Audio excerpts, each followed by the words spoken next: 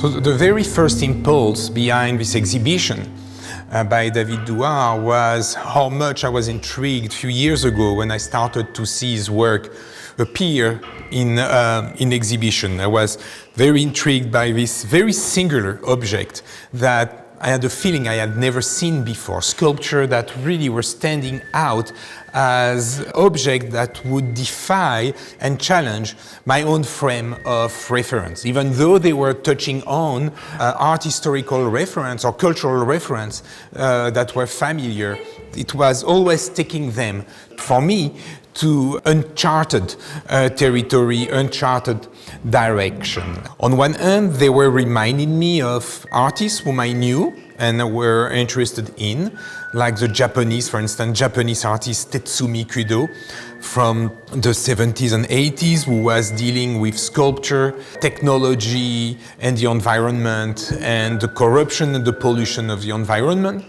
But on the other hand, there were many aspects of David Douard's work that I couldn't put my finger on. So I decided to go to visit him and to invite him to do an exhibition, because I really thought that he was pushing or offering a way of thinking of sculpture, a way of thinking of images, of sound, you can hear them, the production of sign, of traces that was unknown to me.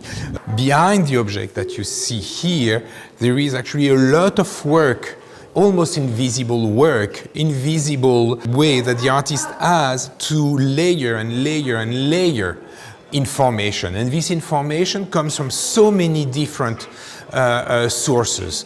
The history of poetry. Early on, when he was talking, he was mentioning William Burroughs and the notion of cut-ups. I mentioned Tetsumi Kudo.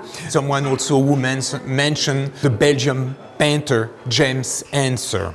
In the field of references, in this constellation of references, David Douard goes to the filmmaker Greg Araki, to the movie The Joker, to urban culture, to his interest and his knowledge and his experience in the world of graffiti and tag that actually appears in his work, but digested, transformed, expanded. Like if you see, for instance, in all over the exhibition, this pattern of thorns that come both from his knowledge and interest in nature, but his knowledge and interest in black metal music, his interest in language. If you look at this pattern of thorn, there are actually words embedded, digested by this shape. All that together create a visual language that would bring together urban culture, the history of art, the history of body art, the history of the body, the centrality of the body, as you see in the exhibition, that you have this body fragment, these teeth, these tongues, these body fluids that populate the exhibition and suggest both violence and poetry at the same time. The mouth is both seductive and dangerous. That's where the virus can come from, but that's what also can seduce you. That's what can kiss you, and that's what can bite you.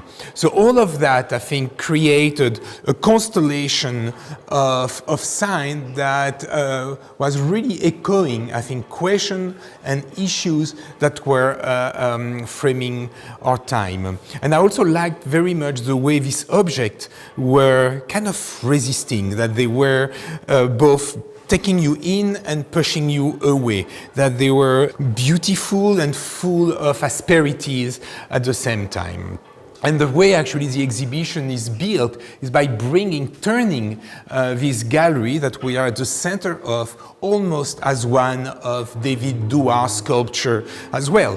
Actually, there is one sculpture in this exhibition that for me is almost the matrix of this entire exhibition, where you have the geometrical structure of control and power, like these grids we have here, tongues, body fluid, almost the Baroque effect, the fold behind which or inside which unknown things could happen. What also for me is very fascinating in his work is his relationship to nature, human nature, digital nature, and how corruption and pollution are conceived and perceived as something positive. And I think David Douard has this great ability to amaze us by bringing the beauty out of what we almost as a consensual consider as negative. We consider pollution negative, corruption negative. What it does is that no, we can actually maybe turn it into a positive force. The title of the exhibition itself is quite fascinating because it's very soft. I was talking about soft power, but he brings a reference to the little song, the lullaby, that we sing to fall asleep. And this exhibition, with this circulating image, the fluidity of the image, of the text, of the object, of the sound, is this moment where our consciousness kind of evaporates as we are falling asleep.